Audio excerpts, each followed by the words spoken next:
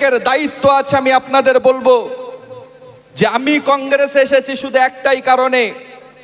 দেখুন, আজকে সংখ্যালঘু, দলিত, আদিবাসী আপনারা বলুন, যত এসসি সার্টিফিকেট পশ্চিমবাংলায় তৈরি হয়েছে, খবরের কাগজ আর টিভি খুলে দেখেন, এই সরকারের এত চুরি করা নেতা আর সঙ্গে কিছু অ্যাডমিনিস্ট্রেশনের অফিসার বসে গিয়েছে। বাংলাদেশের লোক এসে এসসি সার্টিফিকেট নিয়ে চাকরি করছে, আর আমরা ভারতবর্ষের বাঙালি মানুষ আমরা সেখানে কোনো অধিকার পাচ্ছি না। আজকে টাকার বিনিময়ে হয়ে যাচ্ছে। যারা এসসি, দলিত, আদিবাসী, সংখ্যালঘু, তাদের অধিকার তারা পাচ্ছে না। এই পাচ্ছেন বলেন? অনেক গ্রামে পয়সা দিয়ে এসসি সার্টিফিকেট হয় না। আরে আমাদের দেশের লোক পায় না, বাংলাদেশিরা পায়। এ রাজ্যে আমাদের দেশের লোক পায় না, বাংলাদেশিরা পায়। আর জানেন তো, এই রাজ্য এমন রাজ্য, এখানে শুধু নাড়াচাড়া হয় এই এসসি আর মাইনরিটি, দলিত, আদিবাসী, মাইনরিটি, এদের নিয়েই ভোট হবে। আর এরা সব খেটে মরবে, মার খাবে, মরবে, মারবে, আর চেয়ারগুলো দখল করে বসে থাকবে উচ্চ শ্রেণীর মানুষ। আর এই দলিত, আদিবাসী, এসসি, এসটি, মতুয়া, আদিবাসীদের তোমরা মার খাও আর মরো। আরে বাংলার মানুষ জেগেছে। এই ভিক্ষা দিয়ে বাংলার মানুষ আর কেনা যাবে না। ভিক্ষা দিয়ে সংখ্যালঘুদের অধিকার নষ্ট করা যাবে না। এই সংখ্যালঘুরা যখন তারা ওয়াকফ আন্দোলন করছে, সারা দেশব্যাপী কংগ্রেস আন্দোলন করছে, সংখ্যালঘুরা আন্দোলন করতে গেল, আপনারা সব দুধেল গরু ছিলেন না মুখ্যমন্ত্রীর? দুধেল গরু কি ভেবেছেন? সংখ্যালঘুরা তারাও কিন্তু সতর্ক হয়েছে, বুঝে গেছে যে এখানে হীরক রানী বসে গিয়েছে, আর কিছু করার নেই। আমাদের পায়ের তলার মাটি এই আরএসএস এর সঙ্গে ঘরের বোন হয়ে পুরো বাংলাকে আরএসএস এর চক্রান্তে মোড়ে মোড়ে আরএসএস এর দোকান খুলে দিয়েছে। অতএব আরএসএস এর মুখ্যমন্ত্রী আমরা চাইনি। আমরা চেয়েছিলাম ধর্মনিরপেক্ষ একটা পশ্চিম বাংলা। আমরা চেয়েছিলাম ধর্মনিরপেক্ষ যে বাংলায় জাতপাত থাকবে না, হিন্দু মুসলিম হবে না, সেখানে দলিত আদিবাসী হবে না, সেখানে আলাদা চ্যাটার্জি ব্যানার্জি হবে না, সেখানে শুধু মানুষের অধিকার পাবে, পিছিয়ে পড়া জাতীয় অধিকার পাবে। আর আজকে আপনার নেতারা আর আপনি বলেন ভোট আমাকে দাও। আরে অ্যাসেম্বলি ইলেকশন হোক, বিধানসভা হোক, লোকসভা হোক, পঞ্চায়েত হোক, ভোট চান কে বলেন তো? মুখ্যমন্ত্রী ভোট চাই না? ভোট কাকে দেবে? মমতাকে দাও। আর এখন যখন পার্থ বান্ধবীর সঙ্গে এতটা সোনা, কোটি কোটি টাকা বেরিয়েছে, মুখ্যমন্ত্রী ভোট আপনাকে দিয়েছিলাম, তাহলে পার্থর বদলে জেলটা কে খাটবে? আপনি না পার্থ? বাংলার মানুষ জবাব চাই। আপনি বলেছিলেন ভোট আমাকে দাও, মিড ডে মিলের চাল চুরি হচ্ছে, রেশনের গরিবের অধিকারের চাল চুরি হচ্ছে, বালি চুরি হচ্ছে, গরু চুরি হচ্ছে, কয়লা চুরি হচ্ছে, তোলা হচ্ছে, শুধু চুরি চুরি চুরি। যেখানে যাবেন স্কুলগুলোতে বাচ্চাদের মুখের আহার, সেই মিড ডে মিল চুরি হচ্ছে এই রাজ্যে। যেখানে যাবেন শুধু চুরি আর তোলাবাজি, চুরি আর তোলাবাজি আর গুন্ডামি। কতদিন মেনে নেবেন? আপনার ভবিষ্যৎ আছে, আপনার সন্তানের কথা ভাবুন। আপনার সন্তানকে আপনি বিপদে ফেলছেন এর দালালি করতে গিয়ে। আমরা 2 টাকার চাল চাই না, আমরা শিল্প চাই। আমরা 2 টাকার চাল চাই না, আমরা কর্মসংস্থান চাই। 26,000 শিক্ষক রাস্তায় ঘুরে ঘুরে বেড়াচ্ছে, তাদের ভবিষ্যৎকে নষ্ট করেছেন। আপনি দোষ দিচ্ছেন কংগ্রেস, সিপিএম এর। আপনি জানেন না, আপনার মন্ত্রী যদি টাকাটা না গুনে নিত, এই প্যানেলটা ক্যান্সেল হতো না। দোষ কাকে দিচ্ছেন? দোষ তো আপনিই তো হীরক রানী হয়ে ঘটের ভিতরে মাল গুছিয়ে নিয়ে বসে পড়েছেন। অতএব আমরা আমাদের আন্দোলন এই জায়গায়, আমাদের লড়াই এই জায়গায়। আমি আপনাদের বলতে চাই, এই লড়াই বসিরহাট থেকে শুরু হয়েছে। দিল্লি থেকে আমি যখন জয়েন করে এসেছি, আমি আপনাদের বলি, দিল্লিতে এই জাতীয় কংগ্রেসের আমরা যাকে গোটা মানুষের আইকন মনে করি, শ্রী রাহুল গান্ধীজি, তানার কথা হলো, তিনি বলেছেন যে আমি চাই দলিত, আদিবাসী, মাইনরিটি, সংখ্যালঘু মানুষ, পিছিয়ে পড়া জাতি, তারা যেন তাদের অধিকার ফিরে পায়। আজকে সেই কথা মতো আমি সেই দিল্লির আওয়াজে দিল্লির সেই নির্দেশিকা পালন করার জন্য আমাকে বলা হয়েছে আপনি গোটা রাজ্য ঘুরে ঘুরে মানুষের কাছে পৌঁছান।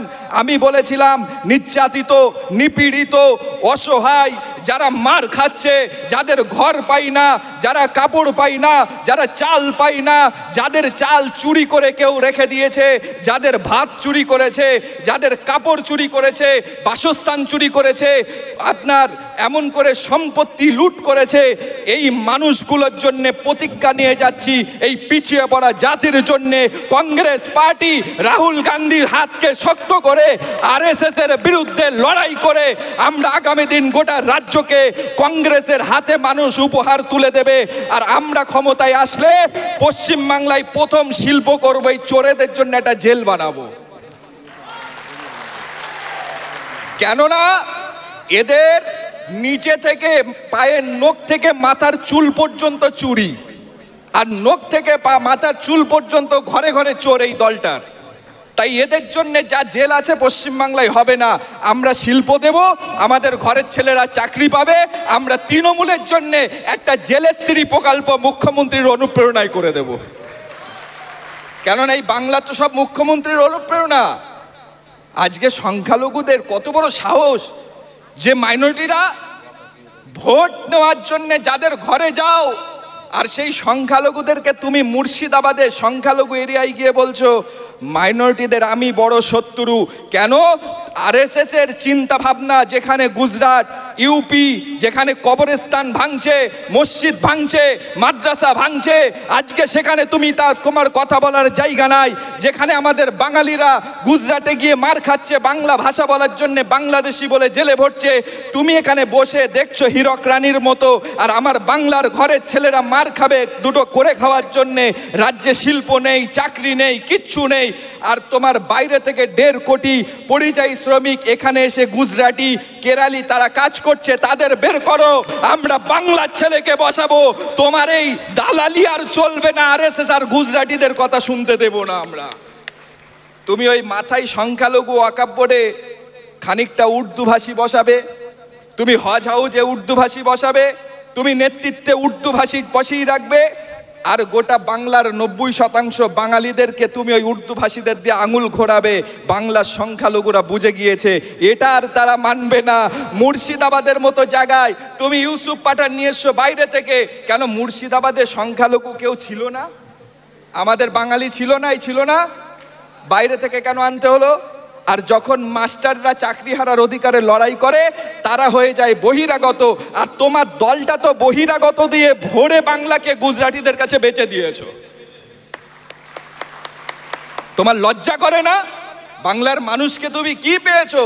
তুমি হুইপ দিচ্ছ সংখ্যালঘুদের। আরে শোনো, সংখ্যালঘুদের হুইপ দিও না। এখানে সব সম্প্রদায়ের মানুষ আছেন। আমি একটা কথা বলি, আমরা সম্প্রীতির কথা বলি। আমরা চাই, কংগ্রেস পার্টি চাই, এখানে জাতপাত নয়, আমরা কর্মসংস্থান চাই।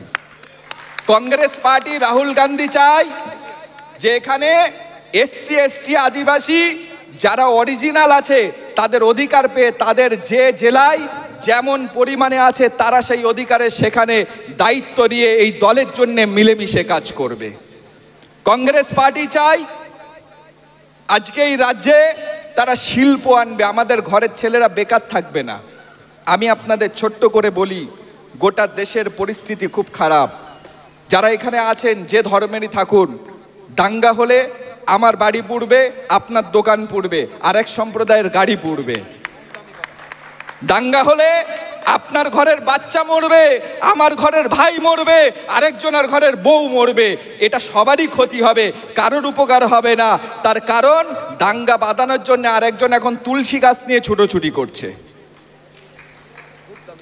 রাজ্যের বিরোধী দলনেতা তুলসী গাছ নিয়ে ছুটোছুটি করছে, আর মাঝে মাঝে বিধানসভায় গিয়ে বলে দেখেছেন সব সংখ্যালঘু মুসলমানদের চ্যাংদোলা করে ফেলে দেব।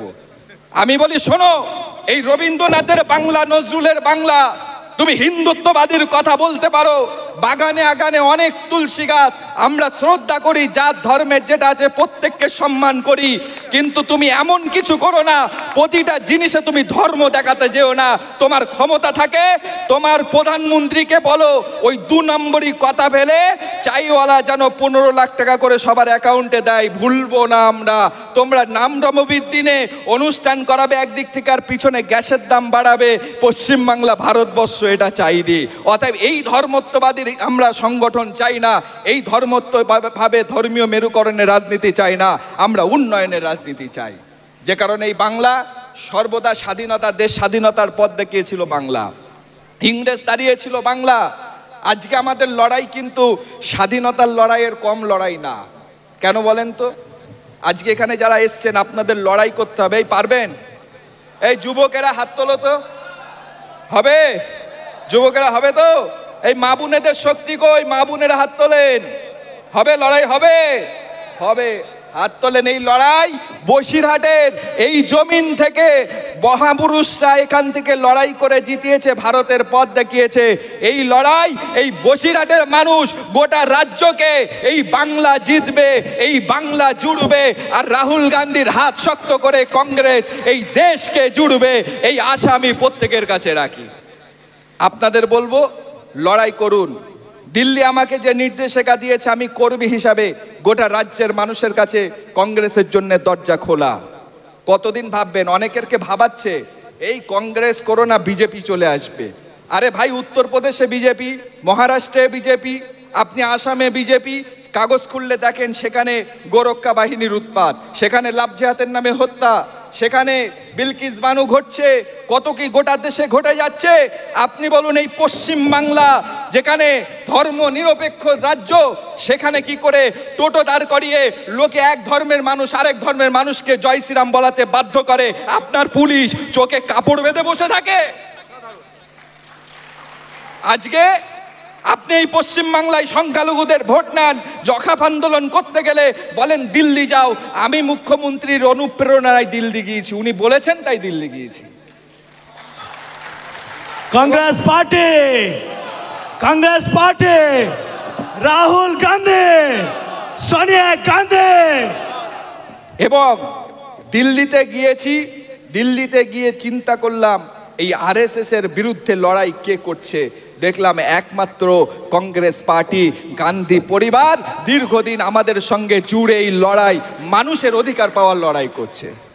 আমি আপনাদের বলবো, আজকে যারা ওয়াকফ আন্দোলন বন্ধ করতে চায়, যারা আজকে দলিত আদিবাসীদের অধিকার কেড়ে নিতে চায়, সন্দেশখালি দেখেছেন কত অসহায় এসসি এসটি মানুষের পাশে তাদের জমি জায়গাগুলো দখল করে নিয়ে রাতের বেলা ঘরের বউগুলো, মা বোনগুলো ডেকে পিঠে খেত। বুঝলেন না? আপনার ঘরের হবে না তার কি মানে আছে? এদেরকে আরো সাপোর্ট করুন, করলে কিন্তু আগামী দিন আপনার ঘরের সাইনা মেয়েগুলো রাতের বেলা নিয়ে যাবে। এরা সম্মান দিতে শেখেনি। অনুব্রত দেখলেন না কি করেছে? আজকে আপনারা সাধারণ মানুষ, একটা এসআই একটা সিভিককে যদি গালি দিতে হবে না, ছোট্ট নোংরা কথা বলেন, আপনাকে জেল অ্যারেস্ট করে থানায় নিয়ে যাবে, লকআপে রাখবে। আর অনুব্রত মা বেহেন করে দিল, সারা ও এখনো বিন্দাস ঘুরে বেড়াচ্ছে। আর এর জন্যে এই গুন্ডাদের সাপোর্ট দেয় এই মমতা ব্যানার্জি, শুধু আরএসএস না, এই গুন্ডাদের রানী তৈরি হয়েছে পশ্চিম বাংলায়। ভাই গোবিন্দ সাহেব জিন্দাবাদ, গোবিন্দ সাহেব জিন্দাবাদ। ভাইজান এগিয়ে চলো, আমরা তোমার সাথে আছি। তো আমি আপনাদের বলতে চাই, এই গুন্ডারাজ গ্রামের ঘরের ছেলেরা, যুবকেরা ইউনিটি হও। যেখানে দেখবে আর সমস্যা করবে, তোমরা একতাবদ্ধ হয়ে চলে যাও। আজকে আমাদের এখানে বহু অন্যান্য সাংগঠনিক রাজনৈতিক দলের ছেলেরা এসছে, তারা এখানে স্বগহরে কংগ্রেসকে তারা করবে। বহু মানুষ আছে আমার কাছে, আমার ভালোবাসার মানুষ এসছে, গোটা রাজ্য থেকে আমার কাছে ফোন আসছে। গোটা রাজ্যে শাসক দলের মধ্যে অনেক হিন্দু সম্প্রদায়ের মানুষ আমাকে ফোন করে বলছে, দাদা দমটা বন্ধ হয়ে যাচ্ছে, আমরা চেয়েছিলাম বিজেপি আরএসএসকে হাঁটাতে তৃণমূলে আসব, কিন্তু আপনারা তো মুসলমান পরের কথা, আপনাদের তো সব শেষ করে দিয়েছে, আর কিছু বাকি রাখিনি। এবারে শুধু আপনাদের একটু এই পাঠা, ওই ছাগলের 3 নাম্বার বাচ্চা এইটা করতে বাকি ছিল, এটাও হয়ে গেছেন আপনারা, আর কিছু বাকি নেই। আর আমরা কাজ করতে গিয়ে দেখলাম যে পুরো আরএসএস এর প্রতিটা চেয়ারে লোক বসে গিয়েছে, আমরা আর কোথায় বসবো? তাই আমরাও চাইছি আসুন যারা ধর্ম নিরপেক্ষতার কথা বলে সেই কংগ্রেসের সঙ্গে আমরা জুড়তে চাই। এই জন্য আমরা আজকে প্রত্যেককে আমি আহ্বান করব, আসুন এই লড়াই আমাদের চলবে। এবং আজকে যারা এখানে নেতৃত্ব এসছেন সকলকে আমি আবারও একবার আমার পক্ষ থেকে আন্তরিক শুভেচ্ছা জানাই। মিডিয়া পার্সন অনেকে এসছে, আমাদের ইউটিউবের ছেলেরা, আমাদের গ্রুপ অনেকে এসছে, অনেকে আসতে পারেনি ওয়েদারের কারণে দূর দূর থেকে। প্রত্যেককে আমি ধন্যবাদ জানাই। আপনারা সত্যটাকে প্রচার করুন, আপনারা সত্যটা প্রচার করুন, কারণ এই বাংলায় সম্প্রীতি নাকি নষ্ট করে কারা সেটা বুঝতে হবে, এই বাংলায় কারা কি করছে বুঝতে হবে। আর ইমাম সাহেব, মৌলভী সাহেব যারা এখানে আছেন, আপনাদের এই মুখ্যমন্ত্রী মৌলবাদী বলেছে, আপনারা এই মৌলবাদীর জবাব আগামী 26-এ আমরা দেব ইনশাল্লাহ। এই বলে আজকে যারা উপস্থিত হয়েছে, আমি একবার প্রত্যেক কর্মী যারা সহযোগিতা করেছে আমাদের সাংগঠনিকভাবে সবাইকে এখানে উপহার দেওয়া হয়েছে এবং প্রত্যেককে উত্তরীয় দিয়ে সম্মান জানানো হয়েছে। আমি প্রত্যেককে একবার করে আমি আবারও অভিনন্দন জানাই। এবং আমাদের বিশেষ করে আমাদের এসছে না